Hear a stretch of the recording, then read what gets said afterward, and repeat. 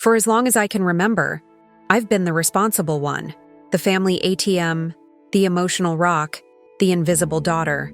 At 39, I juggle a demanding career as a senior financial analyst at a prestigious firm where the numbers are clear and accountability is real.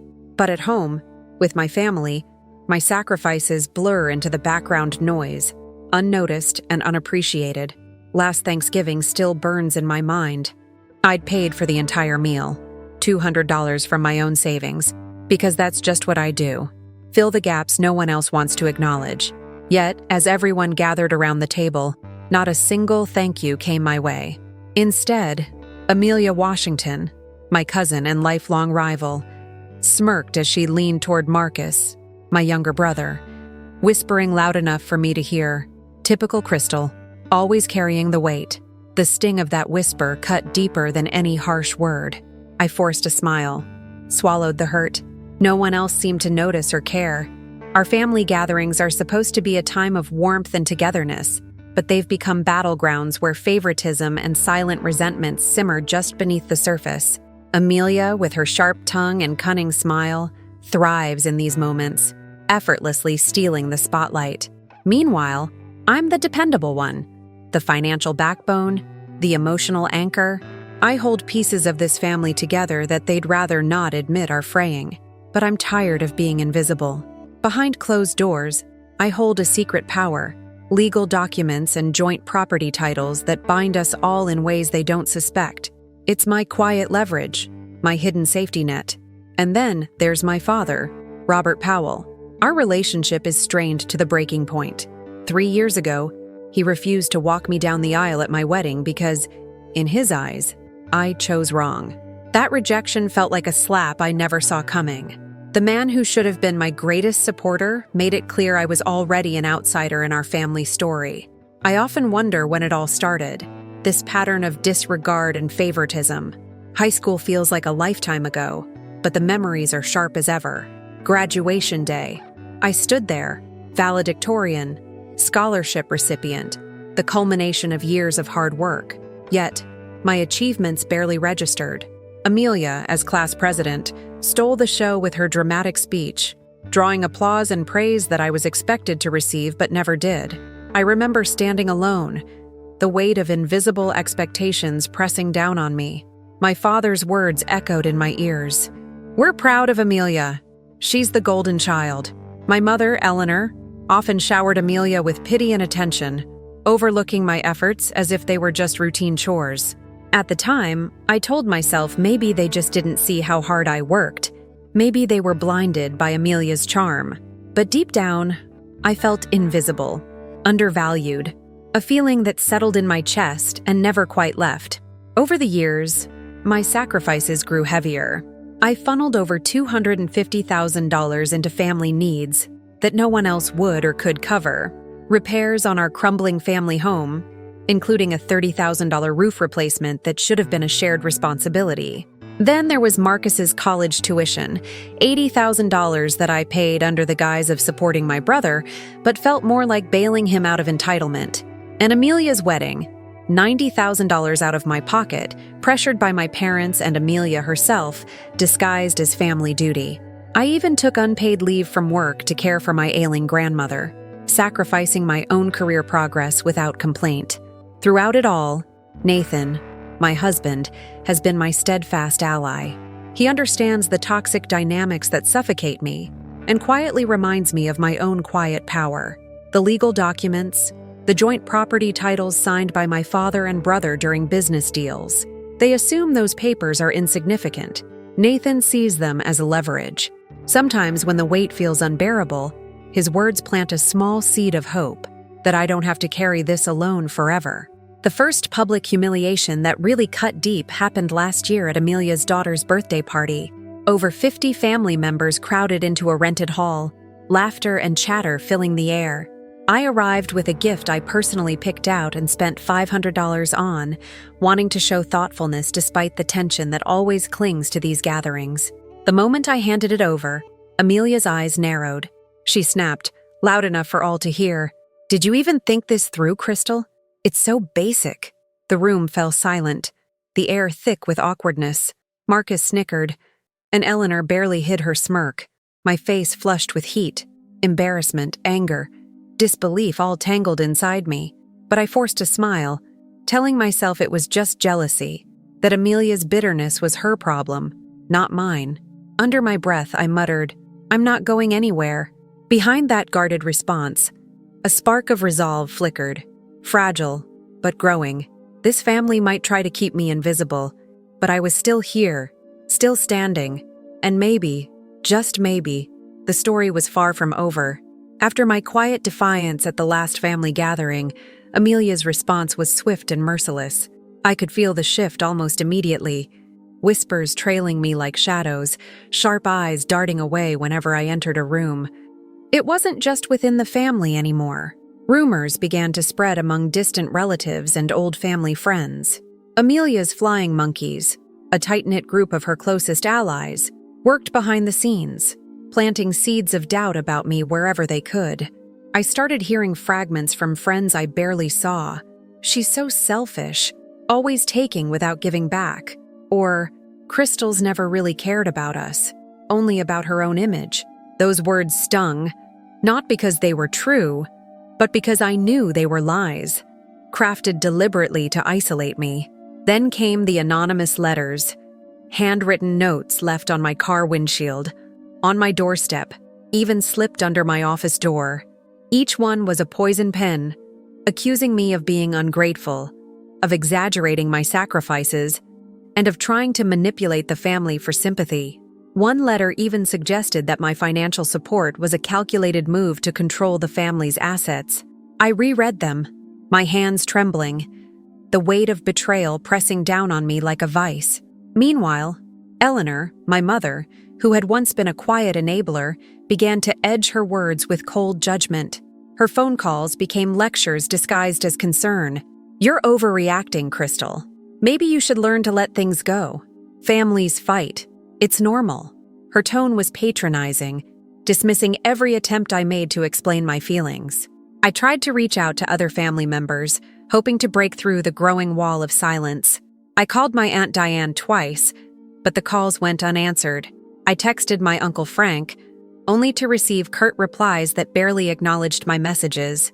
Even Marcus, my brother, who had always been oblivious to my struggles, started dodging my texts, his responses terse and cold. It was as if the entire family had conspired to leave me stranded on an island of mistrust. Amelia's image as the family's true heart was carefully cultivated, while I was painted as the villain, the cold, calculating relative who cared more about money and recognition than family unity. The loneliness was suffocating, but I clenched my jaw, refusing to show how deeply it hurt. I wasn't going to disappear without a fight. I realized then that Amelia wasn't just trying to win a petty argument. She was trying to erase me from the family narrative entirely. The flying monkeys were her army, and Eleanor, with all her subtle manipulations, was the gatekeeper who made sure I stayed isolated, doubted, and dismissed. Despite the growing storm, I knew I couldn't give up. If anything, the gaslighting only fueled my determination to stand my ground. But I also understood that words alone wouldn't be enough to break through the wall Amelia and Eleanor had built around me. I needed a plan, one that would force the family to see the truth, no matter how uncomfortable it made them. For now, though, all I could do was endure the silence and the whispers, holding on to the faint hope that one day someone would finally listen. Desperation clawed at me, yet I tried to hold on to the hope that reason could still prevail. I arranged a family mediation at the local community center, a neutral ground where I hoped we could finally air out the grievances that had festered for years. I invited my parents, Marcus and Amelia, determined to present everything clearly, without anger or accusation. I arrived early, my financial ledger in hand, the numbers painstakingly detailed. Over $250,000 contributed directly to family businesses, events, and crises over the past decade. I wasn't asking for repayment or applause, just acknowledgement and fairness. My voice was steady as I said, "I'm not asking for praise, just for my efforts to be recognized." The room was tense, but still. For a fleeting moment, I allowed myself to believe this could be the turning point. But Amelia was ready. as always. The moment I finished, she leaned forward with a cold smile, twisting my words like a blade. "So now you're keeping score? Trying to buy our love with money?" Her voice was venomous, dripping with disdain. The flying monkeys she had gathered sat stiffly, eyes gleaming with satisfaction. Eleanor, my mother, sided with Amelia instantly, dismissing my claims as petty and childish. She accused me of stirring up drama, of being unable to let go of trivial family squabbles. The mediator, an old family friend I had hoped would remain impartial, surprised me by nodding along with Eleanor. "Families have their ups and downs," she said flatly. "This seems more like personal grievances than anything else." The words felt like a slap in the face. My painstakingly prepared evidence dismissed as mere drama. Marcus, who had barely spoken, chimed in with a snide remark about me always wanting to be the center of attention. The room's atmosphere shifted, cold and hostile. I tried to explain that my intent was never to seek the spotlight, but to find fairness and respect. But every word I spoke was twisted, misinterpreted, or ignored. The mediation ended abruptly, without resolution, leaving me feeling unheard, disrespected, and utterly alone. I gathered my papers, my hands shaking, the sting of defeat burning deep in my chest.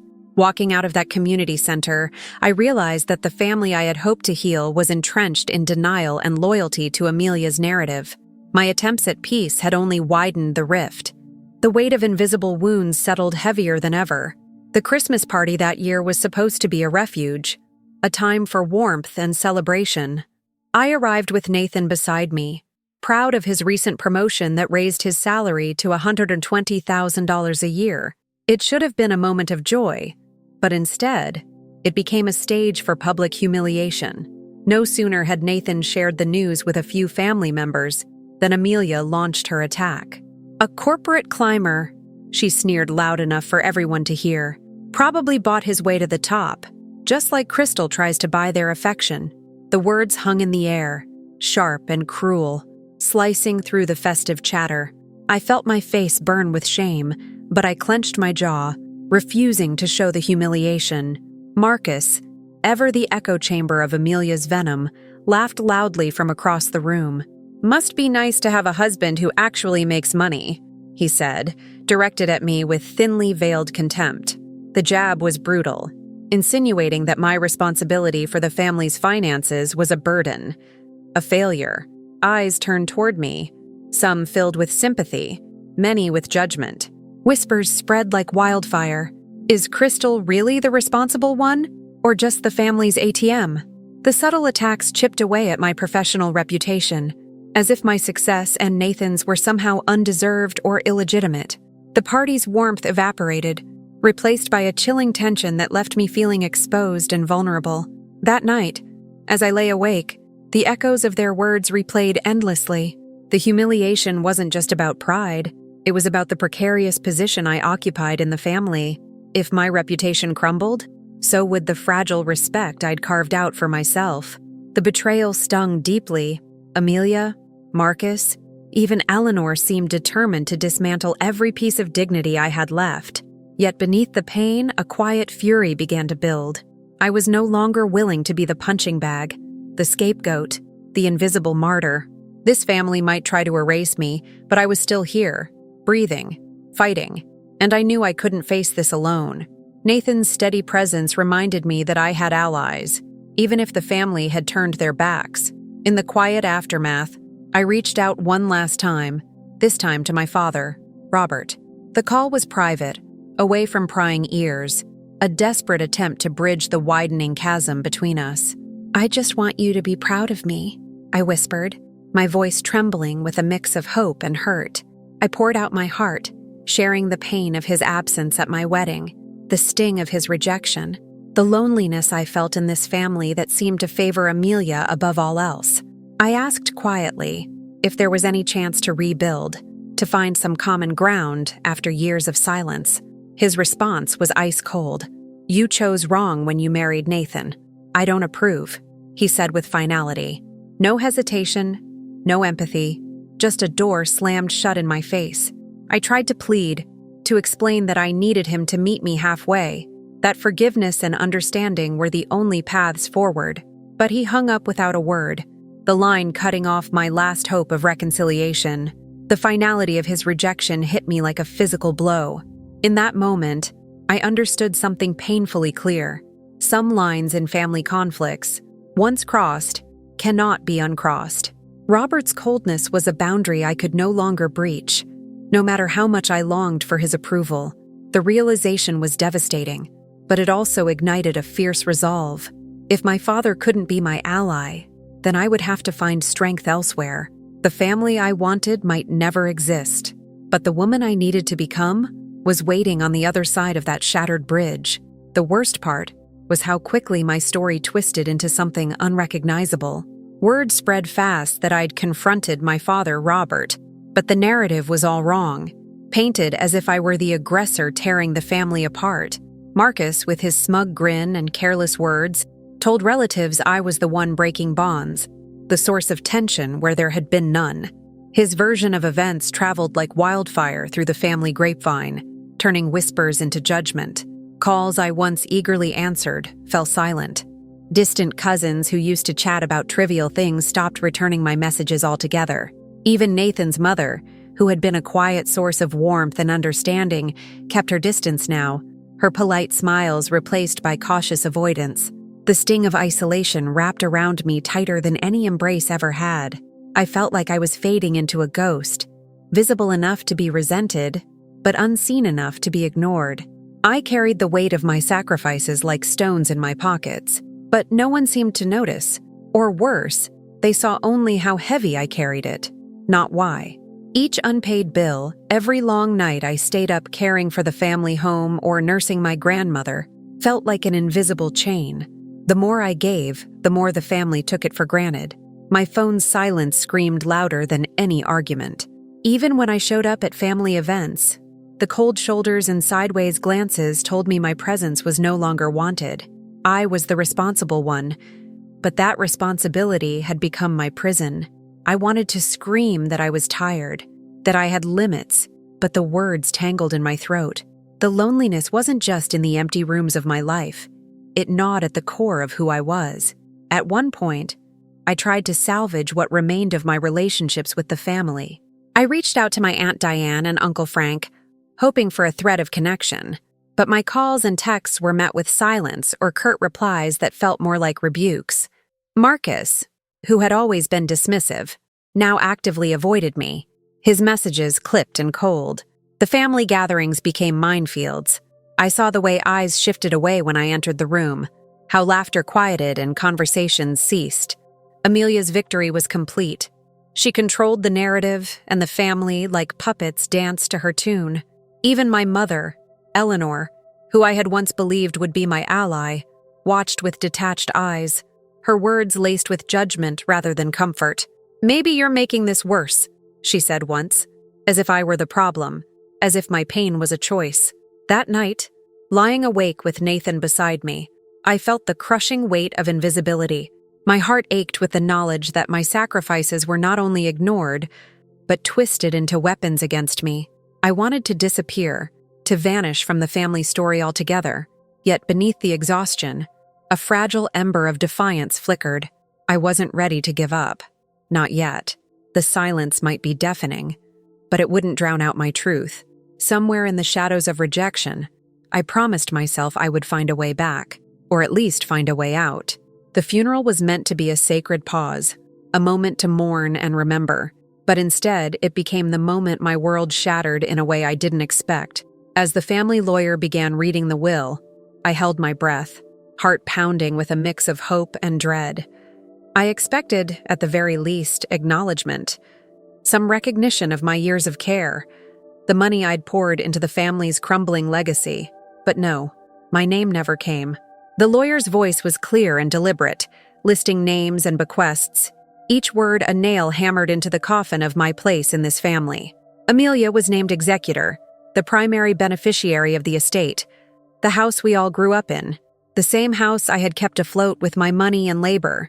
It was a slap so harsh I thought my head might spin off my shoulders. I looked around the room, searching faces for any sign of solidarity, but the coldness was palpable.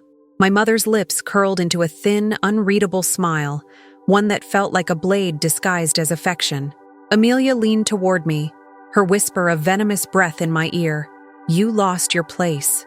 The words echoed inside me, drowning out the murmurs of relatives and the lawyer's formal tone. That moment broke something inside, a fracture that didn't just crack but splintered, reshaping me in its wake. I wasn't just overlooked. I was erased, written out of the family story as if I never belonged. The shock was a numbing blow, leaving me trembling yet strangely cold. The weight of betrayal settled deep in my bones, but with it came a sharp, clear clarity. I would no longer be invisible. No more ghosts. No more silent sacrifices. The family had made their choice, and now, so would I. Back in my apartment, silence wrapped me like a shroud. I sat alone, the dim light casting long shadows across the walls as I sifted through memories like fragile glass. Each unpaid bill, every unacknowledged effort, every humiliation and whispered slight crystallized into a harsh, undeniable truth. This wasn't just neglect or oversight. It was a calculated erasure. The anger bubbling beneath my skin was no longer the quiet ache of pain, but a fierce, righteous fire. I replayed the years of gaslighting and manipulation, the favors never returned, the love I gave without question, only to be met with cold dismissal. My voice trembled as I whispered to Nathan, "They took everything from me, but they don't know what I have." His steadfast silence and steady gaze gave me strength I hadn't realized I'd lost. I sketched out a mental timeline of betrayals, each event a scar marking the slow corrosion of my place in the family.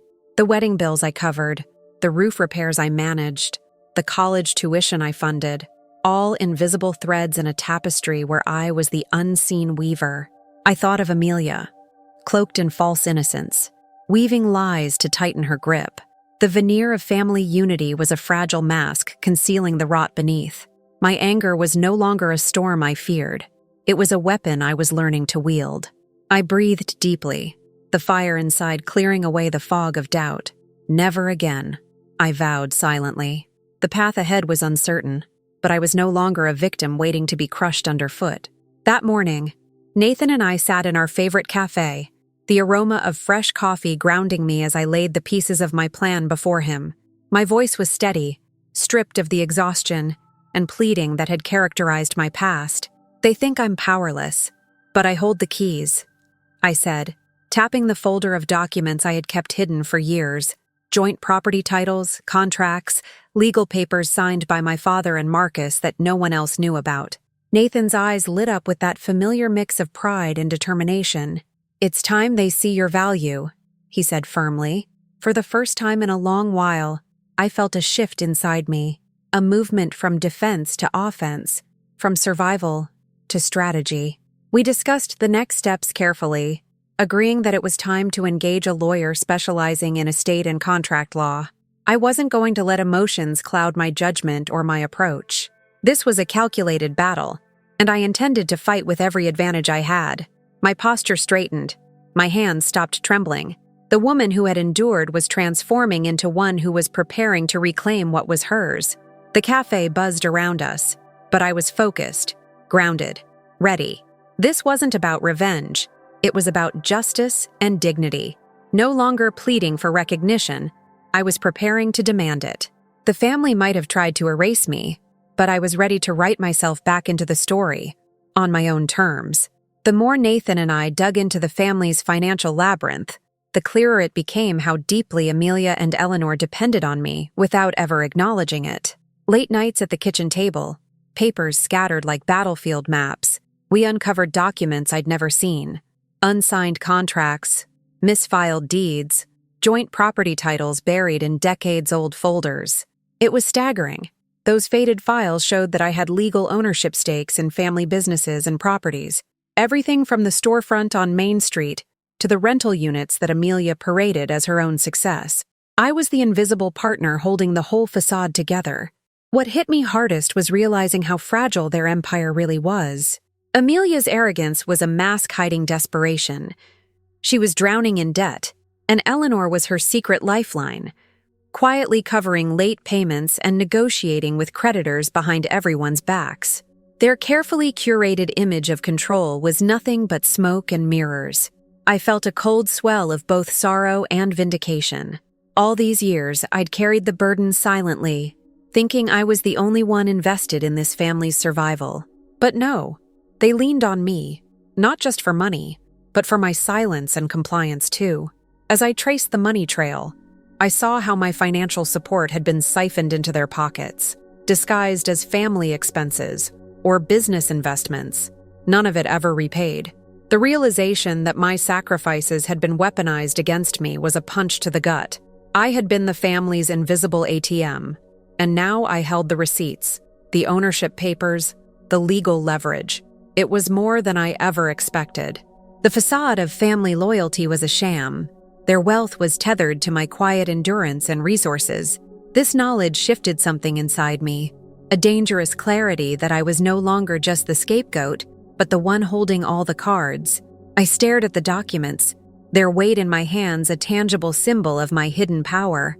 I thought about Amelia's smug face, Eleanor's cold detachment, Marcus's smug entitlement. They all depended on what I controlled, even if they refused to see it. The illusion of their strength was just that, an illusion. I felt the first stirrings of a plan, not just for survival, but for reclamation. The family's grip on me had been an illusion, but now, with legal proof in my hands, I could start unraveling the lies and dependencies that had kept me invisible for so long. From that night on, I knew my silence had to shift into strategy. The family's empire was built on my sacrifices, but it would crumble if I chose to pull away. There was no turning back now. The question wasn't if I'd act, it was when and how thoroughly I could dismantle the web of deception that had ensnared me for so long. I moved quietly, almost invisibly, as the days passed. Updating powers of attorney was a delicate dance. I switched them without fanfare, ensuring that control over shared assets tilted unmistakably in my favor. My fingers trembled as I changed passwords on every joint account, locking out the very people who thought they held power over me. I secured original documents, tucking them safely away in a locked safe deposit box Nathan helped me arrange. The facade remained flawless. Polite smiles at family dinners, pleasant nods during gatherings, a practiced calm that masked the storm building beneath. I recorded conversations whenever I could. Amelia's sly insinuations, Eleanor's thinly veiled manipulations, Marcus's careless boasts. Each whispered betrayal was a thread I collected, a piece of evidence slowly weaving a tapestry of their duplicity. I sent subtle legal notices to family businesses, carefully worded to signal that I was no longer their silent benefactor. They sensed the shift, but none of them knew the full extent. I was patient, calculating, holding my cards close to my chest, waiting for the right moment to strike. The pressure of maintaining this double life, smiling while plotting, listening while compiling evidence, was exhausting. But I refused to let the cracks show. Every family event became a battlefield masked by pleasantries. I kept my voice measured, my eyes steady, even when Amelia's glares sliced through the room. No longer the victim begging for recognition. I was the quiet architect of change, building my case, fortifying my defenses. Nathan's support was my anchor, his presence a reminder that I wasn't alone in this fight. One evening, during a routine property meeting I had to attend, the unexpected happened. I caught Amelia's voice, low and urgent, spilling over a speakerphone in the next room.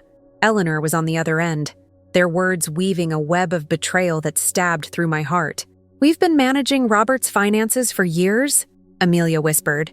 "Keeping Crystal in line so she doesn't ask too many questions?" Eleanor chuckled, her voice cold and satisfied. "She's our perfect pawn, but the time's coming to tighten the reins." I froze, the weight of their collusion crashing over me like a tidal wave. The woman I'd thought of as my mother was in league with my most venomous rival, conspiring to erase me from the family's story and fortune. The shock burned through my veins, but beneath it, a steel-cold calculation took root. This wasn't just a fight against Amelia anymore. It was a battle against betrayal at the very core of my bloodline. I pressed record on my phone, hands trembling but steady, capturing every word. This call was more than evidence. It was the key to unraveling their entire scheme. The realization was staggering. They had used my own family as weapons against me, orchestrating my erasure with precision and cruelty. The urgency of my next move sharpened to a razor's edge. Time was running out, and I had to act faster than they ever expected. Back home, I replayed the recording over and over, Nathan's steady hand on mine grounding me.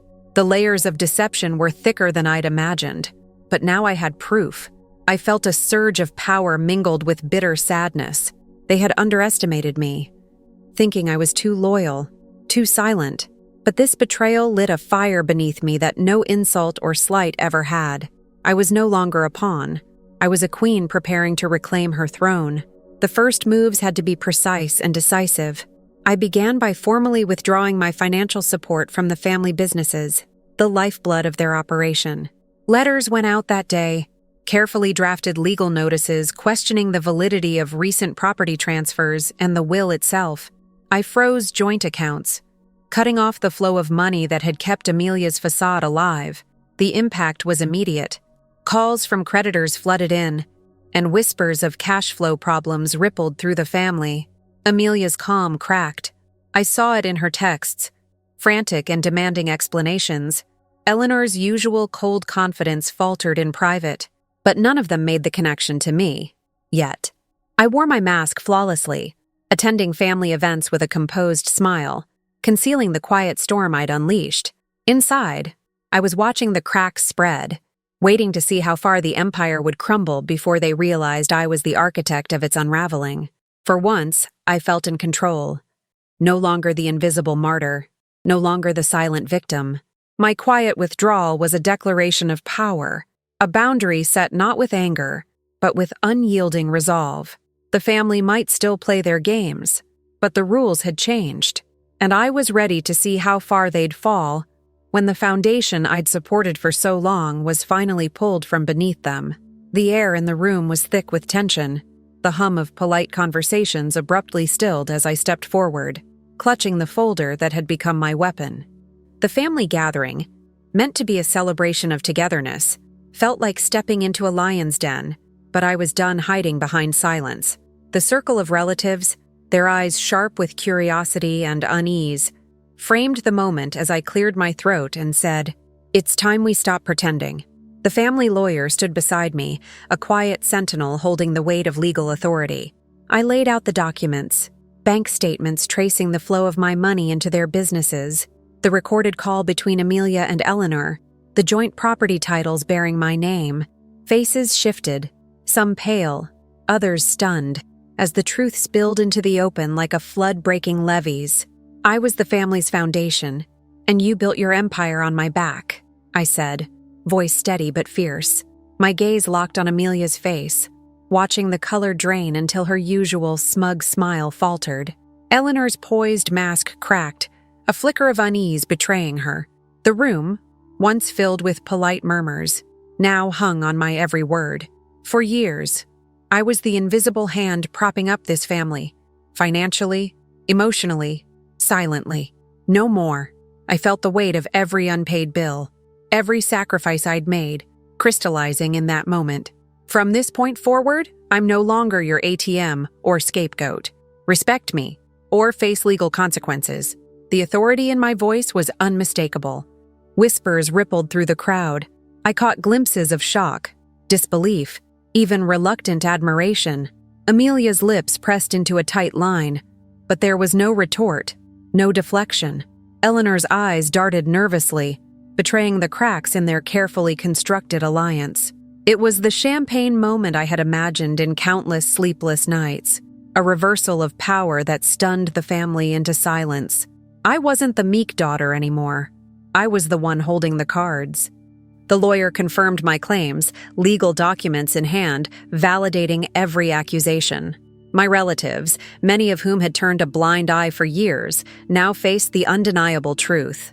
The room shifted, the balance of power tipping irrevocably. I felt the surge of strength that comes not just from victory, but from reclaiming one's dignity in a sea of betrayal. The family's empire, built on my sacrifices, was exposed, and I was finally seen.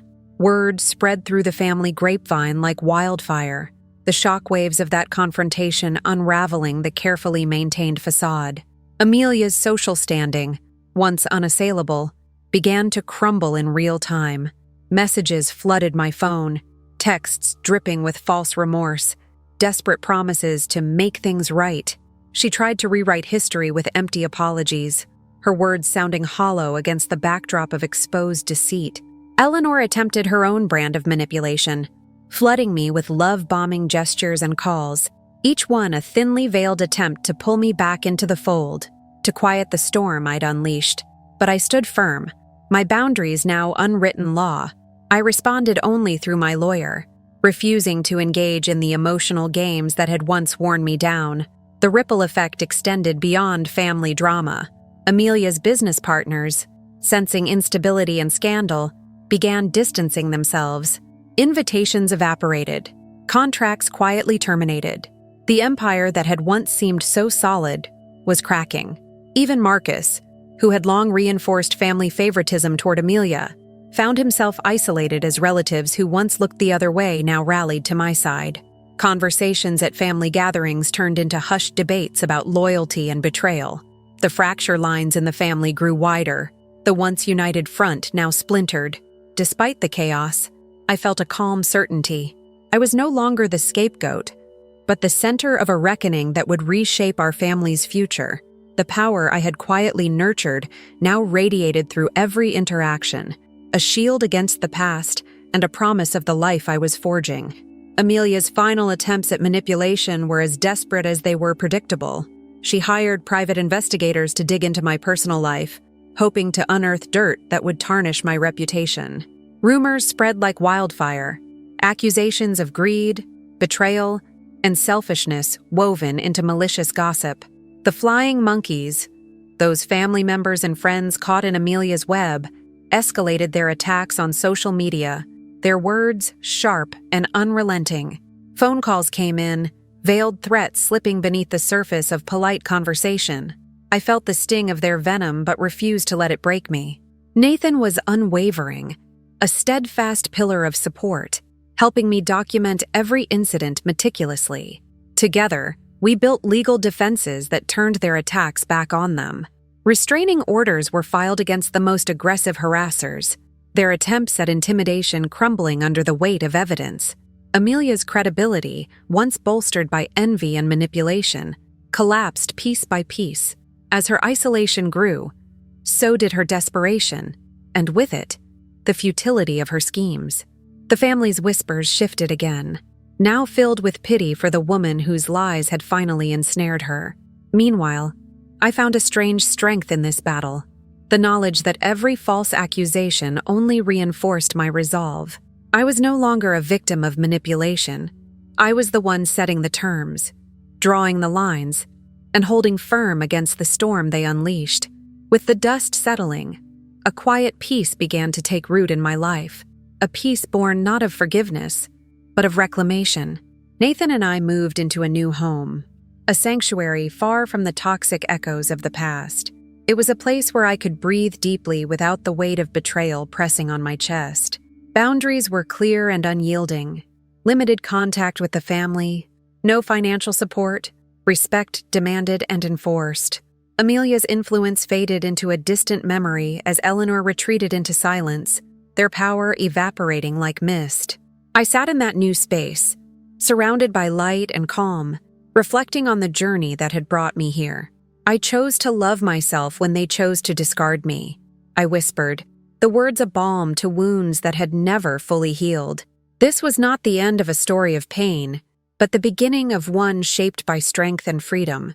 The woman who had once been invisible, worn down by years of sacrifice and manipulation, was now visible, not as a martyr, but as a woman who reclaimed her worth with quiet dignity.